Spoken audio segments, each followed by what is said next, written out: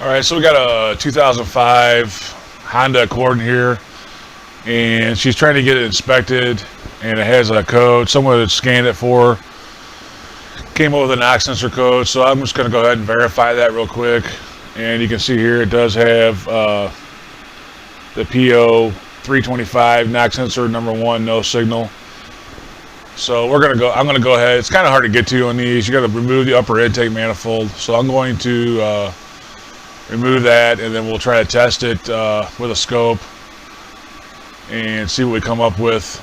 Make sure it's not a wiring issue. This is pretty common on these Hondas. The knock sensor goes out. It seems like I change 4 or 5 of these a year, if not more, on various Hondas. So it's pretty common, it seems like. But anyway, we will go about tearing the upper intake manifold off and getting down to it. Alright, so the first thing we'll do, we'll just remove this top cover. This is pretty basic. We'll remove this air intake hose here, the various connectors. You got the TPS and probably the idle air or the manifold temperature, a couple other ones. We have the big hose here that goes over to your brake booster. So, and then we'll get this upper intake off right here. So the first thing we'll do is just take off this little engine cover, 2 10mm bolts.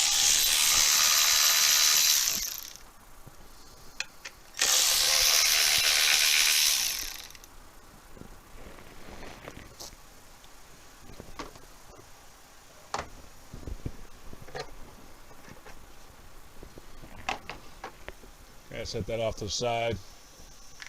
And then you just kind of go about taking apart the various things. You got to get your booster hose off.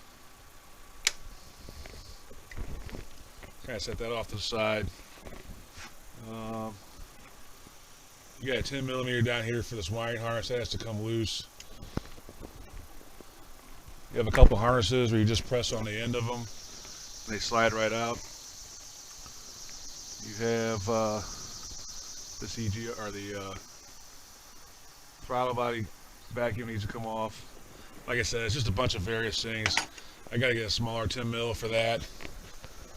And then we'll take that wiring harness off from the manifold. Alright, so you got one right here for the manifold that goes into the side of it. And it holds this big wiring harness onto it, so you want to get that off. There's a bracket up here that holds your throttle cable. We'll go ahead and remove that. That's also 10mm.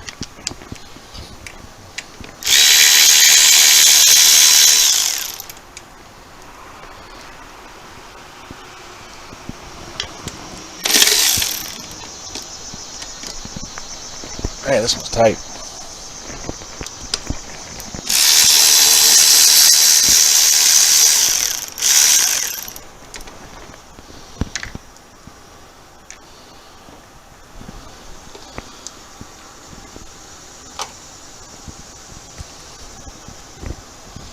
We'll go ahead and get this clamp off, get this air intake hose off. Looks like you got 2 bolts. This one back here just pushes out normally. Same with this one here. So I've got to get the tools, remove this, and we'll get this out of the way. And then we should be able to get to that throttle cable, disconnect that. All right.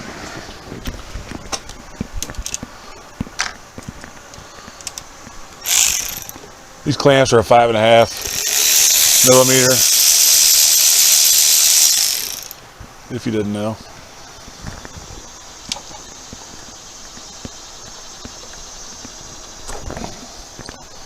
Like I said, the back pulls off, and then this just has a regular spring clamp.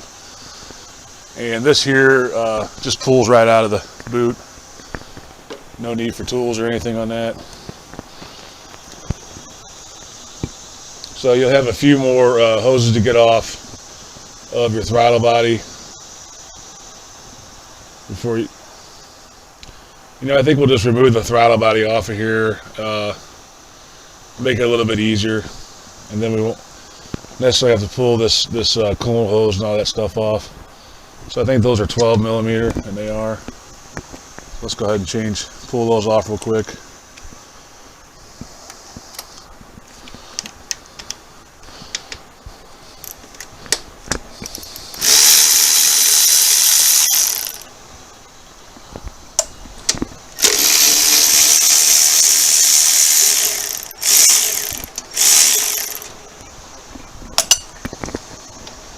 Should just be 4 of them on here.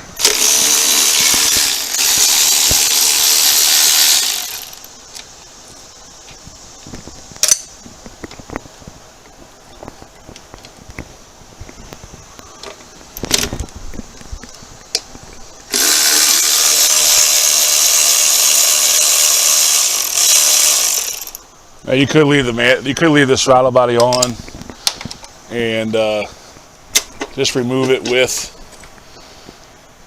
your manifold, but this has a coolant line going to it and all that, so I don't really want to mess with all that. I kind of would like to leave the cooling system alone, so I'm just going to pull it off to the side, kind of put it under this hose. Just be careful with your gasket on there. You don't want to rip that. So it looks like all the kind of external stuff is off. There's going to be one bolt way down in there, 12 mil, but then the rest of them are right here. You got 5 of them up here. You got 3 low and 2 up top. So we'll go ahead and take those off, and there'll be one way down there, hooks to the engine block, to the bracket, and we'll have to get that one out, which I probably won't be able to show on camera.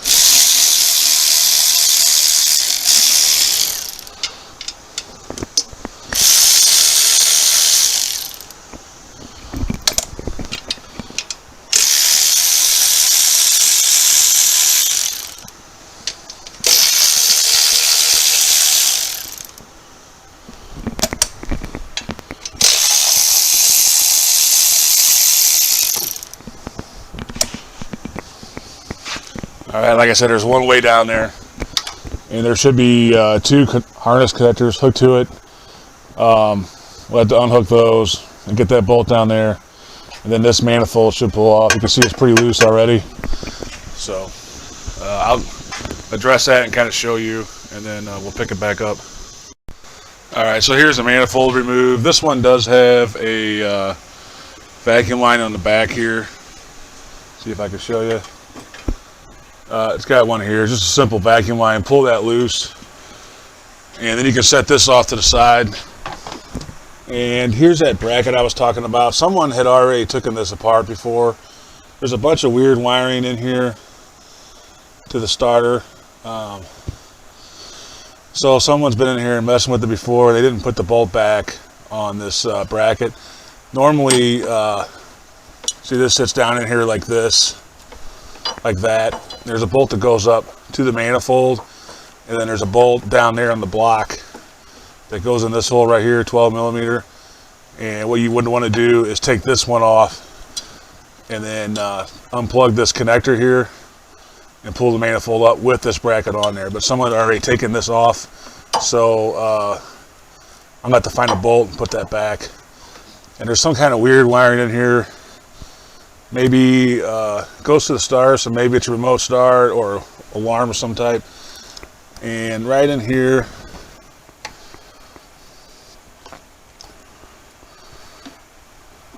is your knock sensor. It's a single wire. Now these, you want to check the connection real good. Sometimes these connectors break real easy on these, so check over your pigtail real good and your wire. Make sure there's no issues there. And then I'm going to hook the scope up to it. I'll kind of show you how you can do a quick visual test on, or a quick test on it with a scope. I know not everybody has a scope, but I just want to kind of show you the little test you can do to see if this thing's, see if this thing's reacting at all. So anyway, I'm going to get that set up, and then we'll pick back up. One thing I forgot to mention, these intakes have a steel gasket here. As long as you don't disturb it or mess it up, it's reusable.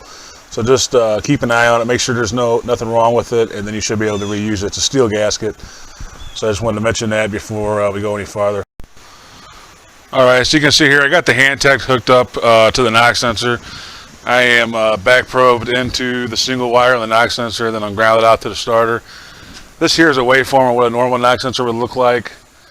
And what you want to do is take a hammer and lightly tap on the engine block or somewhere next to that knock sensor. And you should have something similar to this.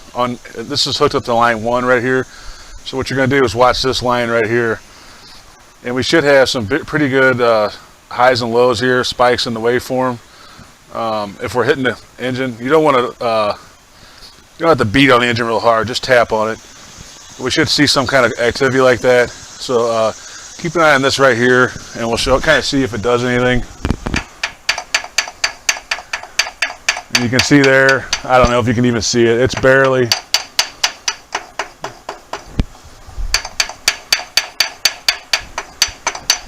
I don't even know if the camera's picking it up. It's so slight you can barely see it. And I'm tapping right against the engine block, pretty close to that knock sensor. So we are getting a signal, so I feel like the wires are okay going to it. I think we just have a dead or almost dead knock sensor. Like I said, I don't know if you could see it, but it was just barely registering down here. And we should see some pretty big lines like that. So let's go ahead and put that new one in, and then we'll try this test again and see if there's a change in it. There should be.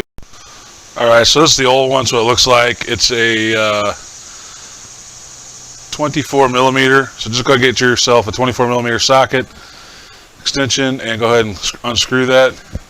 So we're going to screw the new one in. You don't want to over tighten these.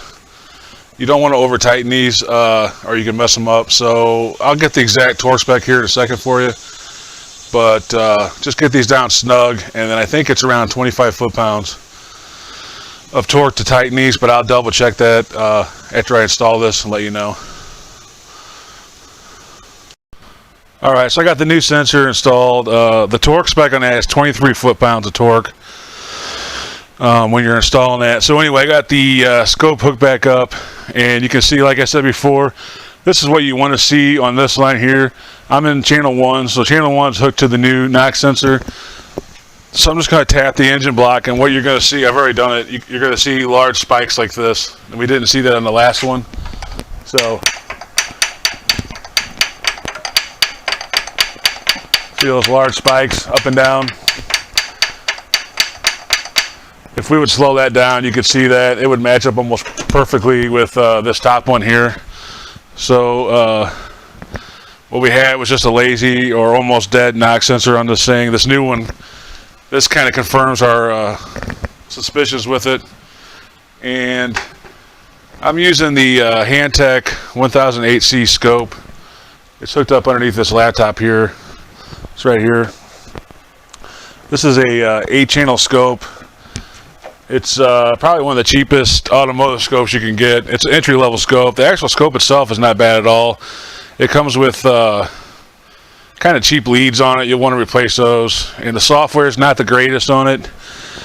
But if you're just beginning or starting out, it's a great scope to kind of cut your teeth on. So anyway, that's what I'm using on this is the 1008C. It's an 8-channel. We're only using 1 channel today. And, you know, the software, it gets a lot of bad rap. And it's not the greatest software. And you can't do as much as you could with a Pico scope or something. But it does get your foot in the door. And the other thing I like about it is if you don't know what you're doing exactly, you can pick your sensors. If you know what sensor, when you go into the software before you get to the screen, and you can just pick like knock sensor or camshaft sensor or cam sensor and then kind of tweak it with the settings over here. But it'll give you kind of like a preliminary settings to put in here to start at. And the only thing I don't like about it is the same with the Pico, is you have to use a laptop to hook it up, which is you know, kind of cumbersome to find a place for a laptop, especially with this one. It doesn't come with a lot of long. The Pico comes with longer cords. This has a pretty short cord, so your laptop's pretty close to the action when you're working on it. But anyway, that's enough on that. So that's a confirmed fix on that. We're looking good. So I'm going to go ahead and put the laptop away and unhook the scope, put that away, and then we'll get to putting it back together. Alright, so I already got the manifold set in there. I got that bottom bracket on already. There's no point in trying to show that off camera or on camera. It's hard to get to down there.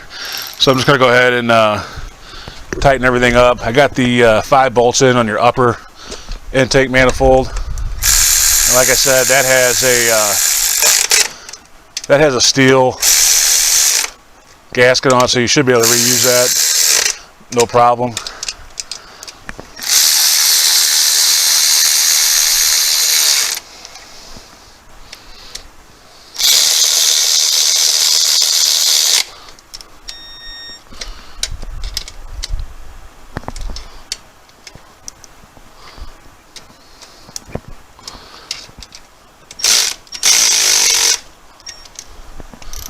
And I already got the throttle body on. Just be careful with that gasket. It's kind of a cheap gasket on here. This one looked fine, but just be careful you put it on. You don't scrape it against the studs. There's 2 studs that stick out of the manifold.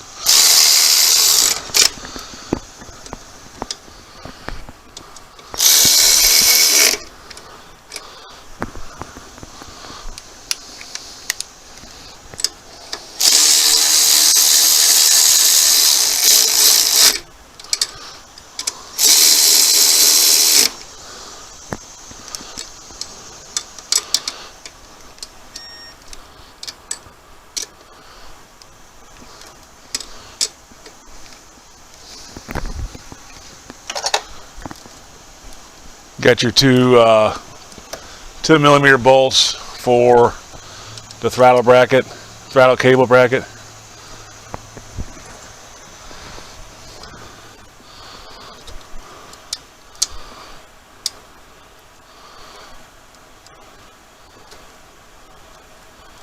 And then you got the 10mm bolt for that wiring harness. It should have a little sleeve on it like that, and that goes into the manifold. Goes through that wiring harness connector and then into the front of the manifold here, just like how you took it off.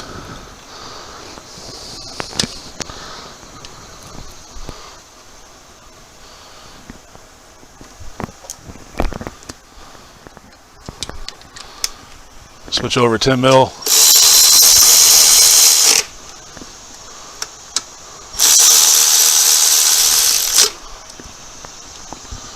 And if you didn't take your throttle cable off, which I didn't, then just double check it. Make sure it's in the groove where it's supposed to be. Then get a short 10 for the bottom here. That goes into your manifold.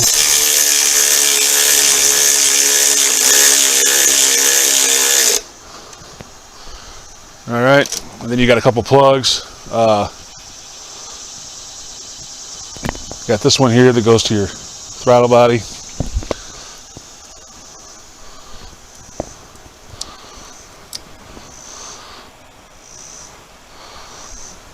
Got your brake booster that comes down, goes to the intake manifold, and that clicks into your throttle bracket.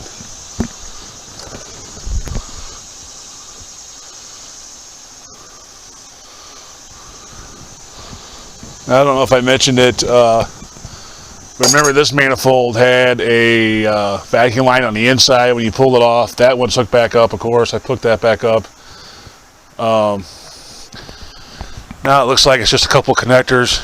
You got the manifold pressure, and we should have a TPS right here. And this is the point where you just want to kind of go and make sure you don't have any leaks anywhere or left anything off. Looks like everything's good.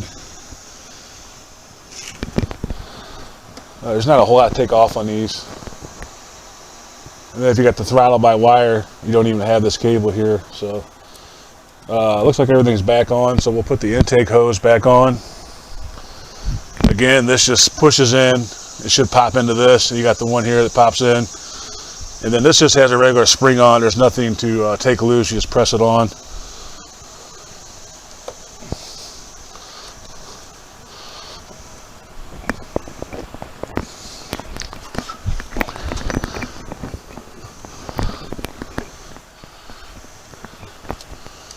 I'm a little crooked.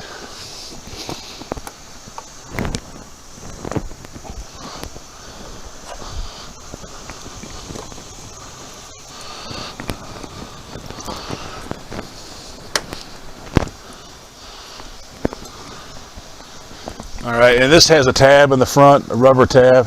Just make sure it's between the two tabs on the throttle body, which this one is. Then you got this hose, and then this one pops in the back. Nothing else holds it, just pops in and out. Just press it in. That one's back in. You got your 5.5 millimeter clamp here.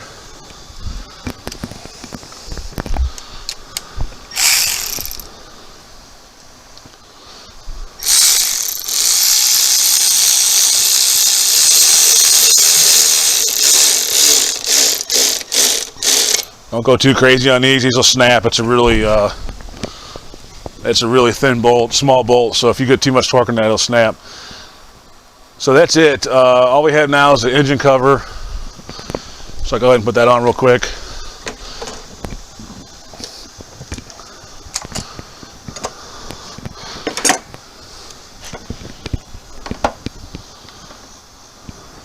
Just kind of double check. I like to double check before I put everything away. I don't see anything else. Everything looks good. Everything looks hooked up. So we're going to set this back on there.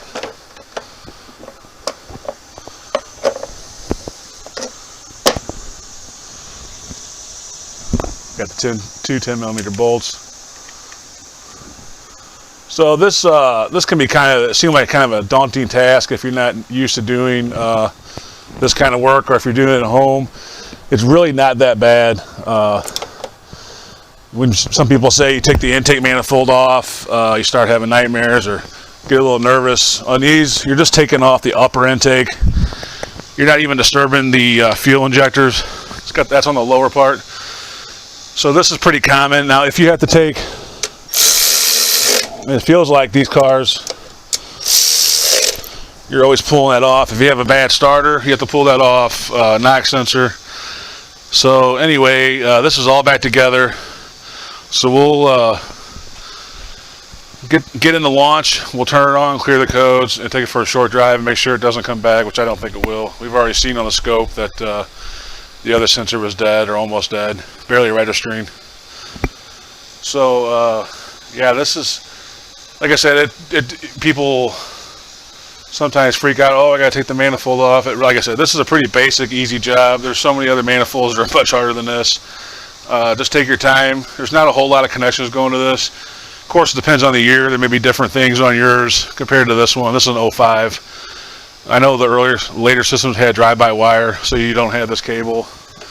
But anyway, yeah, this is all buttoned up. So let's go in and we'll clear the code and take it for a short drive.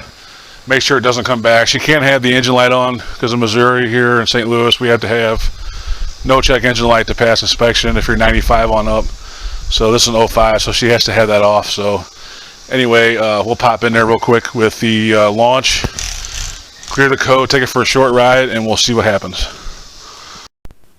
All right, so we're back in the car now. We're just going to pop in here on the launch and clear the DTC codes and take it for a test drive and make sure that they don't come back on us. This, like I said, this is pretty common on these Hondas.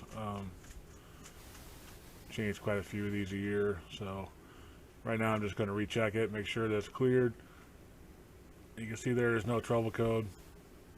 So I'm going to go ahead and take it out for 15-20 minutes and make sure that it doesn't come back. But I think we're good. We saw on the scope that one had a signal. You know, the knock sensor was responding.